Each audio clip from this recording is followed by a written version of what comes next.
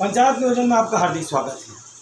पृथ्वी, जल, अग्नि, वायु और आकाश 5 तत्वों से बना हुआ यह वायुमंडल है और इस वायुमंडल में छत्तीसगढ़ सरकार लगभग पूरी तरह से फेल होती नजर आती है। आप देख रहे हैं, हम दिखा रहे हैं राजनांदगांव का स्टेट स्कूल का यह गेट। ये गेट कांग्रेस, भाजपा, आम आदमी पार्टी, जनता पार्टी सभी लोगों को काम आती है, पर पिछले 1 हफ्ते से यह गेट टूटा हुआ है, किसी का ध्यान नहीं रखा।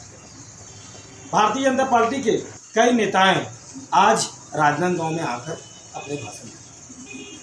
2.5 साल हुआ है सरकार बदली हुई, मगर कई जनप्रतिनिधियों की नज़र इस गेट पर नहीं। नगर निगम एक तरफ आंख बंद कर बैठा हुआ है, सरकार के पास पैसा नहीं है और प्रभारी मंत्री कुछ सुनता है।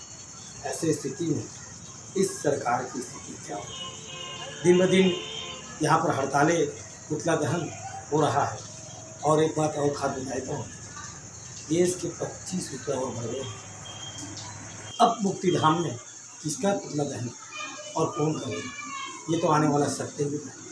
मगर फिलहाल अब ये समाचार आप लोग देखिए और एक गाड़ी वाले से एक आम आदमी किस तरह से पुलिस वाले से भिड़ गया, उसे भी देखिए। देखते रहिए समाचार। प्रदेश सरकार द्वारा बिजली मूल्य वृद्धि के खिलाफ भाजपा ने धरना दिया। राज्यपाल के नाम ज्ञापन भी सौंपा। राजनांदगांव के इस कलेक्टर परिसर में कब क्या होगा ये अंदाज़ा नहीं होता। ठीक 2.5 साल पहले इसी मंच पर कांग्रेस भी बैठा करती थी और मांगा करती थी, और आज भारतीय जनता पार्टी भी। बोलो भारत माता की, भारत माता के चाहे युवा मोर्चा, महिला मोर्चा, किसान मोर्चा, अल्पसंख्यक अनुसूचित जनजाति मोर्चा, व्यापारी मोर्चा, चाहे वो पिछड़ा वर्ग मोर्चा, ऐसे तमाम मोर्चों के सभी साथी अपने अपनी उपस्थिति दिए हैं। और इधर जो पूरे सेना बैठे हैं, सेना के संस्थापक सदस्य बैठे हैं, सेना प्रमुख अभी दिख नहीं रहे। जिला देखिए, कोई नियंत्रण जो है बिजली विभाग के ऊपर नहीं है। कुल मिला के झूठ पर इनकी सरकार चल रही है। हमको इन सब बातों को याद रखना है, हमको जनता तक पहुंचाना है, जनता को याद दिलाना है कि एक समय में इस तरह की लाइट गोल होती थी। उस सरकार को जिस तरह से आपने बदल दिया, उसी तरह इस सरकार को भी बदलने का मन अभी से बना लीजिए। तमाम झूठ बोलने वाले लोग जो हैं, इनको बदलना है। यही बात बोल करके मैं अपनी वाणी को विराम देता हूँ। जय हिंद, जय हिंद। आज बिजली मूल्य वृद्धि, जिला भाजपा के सम्मानित अध्यक्ष भाई मधुसूदन यादव जी, यहाँ पर उपस्थित भाई भरत शर्मा जी, रेखा मेश्राम जी, देवन जंगेल जी, एमडी ठाकुर जी, अशोक चौधरी जी, समाज चाहते हुए उपस्थित सरोजनी बंजारा जी, उपस्थित सभी पंचायत होती नहीं हुआ करते थे, कम वोल्टेज हुआ नहीं करते थे। आप एक आवेदन लेकर के कार्यालय में जाते थे, आपको टेम्परेरी कनेक्शन मिल जाते थे, परमानेंट कनेक्शन मिल जाते थे। आपको जरूरत पड़ता था इस क्षेत्र में 33 kV की जरूरत हो, इस क्षेत्र में 133 kV की जरूरत हो, तो आप स्टेशन सब स्टेशन भी डॉक्टर रमन सिंह जी लगा देते थे। इतनी आसानी के साथ भारतीय जनता पार्टी के शासनकाल में विद्युत का प्रदाय हम सबको होता था।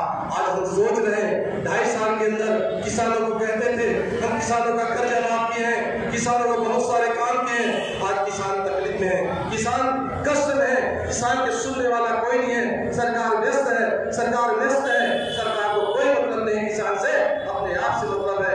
आपको देख ही रहे हैं यहाँ पर क्या घोषणा होता है, क्या करते हैं, क्या घोषणा किया है, ये सारा चीज भूल गए हैं और अपने सरकार में भ्रष्टाचार में अमर रहे, अमर रहे, अमर रहे, तिरंगा झंडा अमर रहे, अमर रहे, अमर रहे। जय श्री राम। हिंदुस्तान में रहना होगा, जय श्री राम कहना होगा। हिंदुस्तान में रहना होगा, जय श्री राम कहना होगा। तिरंगा झंडा अमर रहे, अमर रहे, अमर रहे। तिरंगा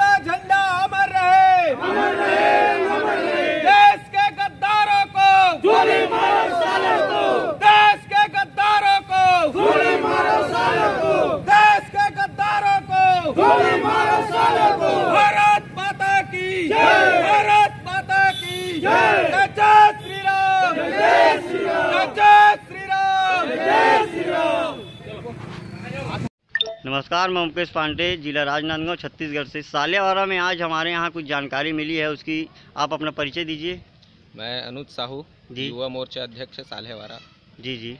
हम लोग यहाँ कम से कम 40 की संख्या में उपस्थित हुए थे। हाँ। और कल 15 अगस्त के दिन झंडा फहराया गया था कुछ लोगों के द्वारा जी, सालेवारा बस स्टैंड के चौक पे। हाँ। और उसे समय से पहले उतारा गया, और सिर्फ उतारा ही नहीं गया, जी जी, उसे अपमानित करके जो डंडा लगा था हाँ, उसके साथ घसीटते हुए एक दुकान में ले जाके रखा गया जी। और ये अपमान सिर्फ एक तिरंगे मात्र की अपमान नहीं, ये पूरे देश की अपमान है।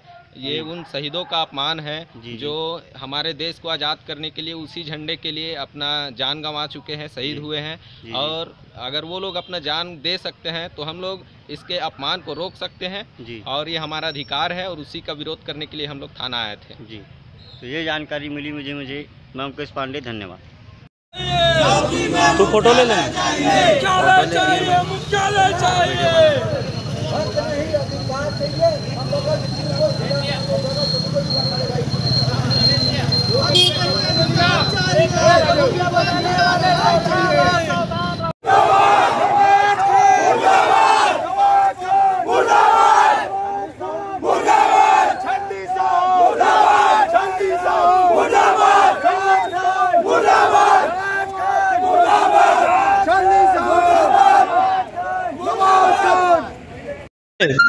अब हम आपको मेडिकल कॉलेज राजनांदगांव की ओर ले चलते हैं, जहां पर डॉक्टर मरीजों के लिए बाहर की दवाई लिख रहे हैं।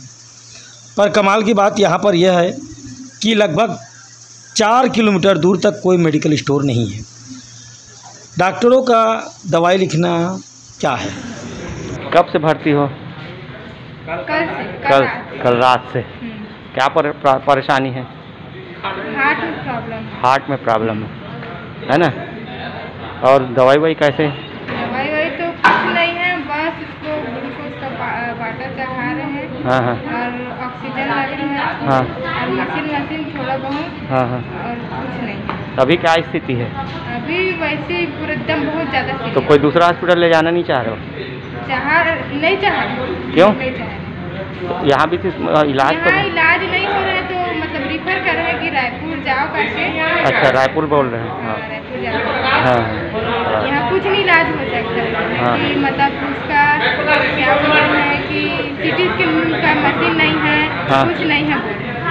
चलो, कोई सुविधा नहीं बोल रहे? कुछ सुविधा नहीं। एएसआई नरेंद्र गहने आज छुई खदान में नाबालिग के साथ बलात्कार करने के आरोप में गिरफ्तार किया गया। पुलिस महकमे पर आज फिर एक धब्बा लगा। छुई खदान एएसआई आज सलाखों के पीछे। मुहर्रम मुसलमान लीग का एक प्रमुख त्यौहार है। इस त्यौहार को वह मातम के रूप में मनाते हैं।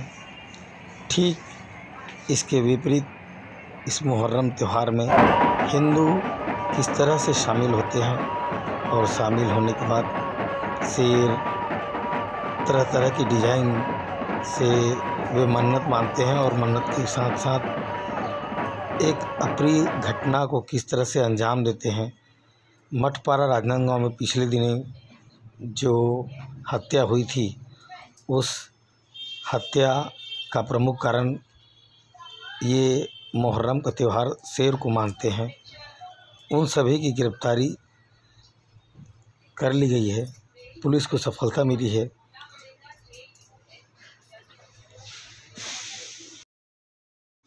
इसी बीच संयुक्त कांग्रेस महासचिव मनीष गौतम का आज जन्मदिन मनाया गया, केक काटा गया।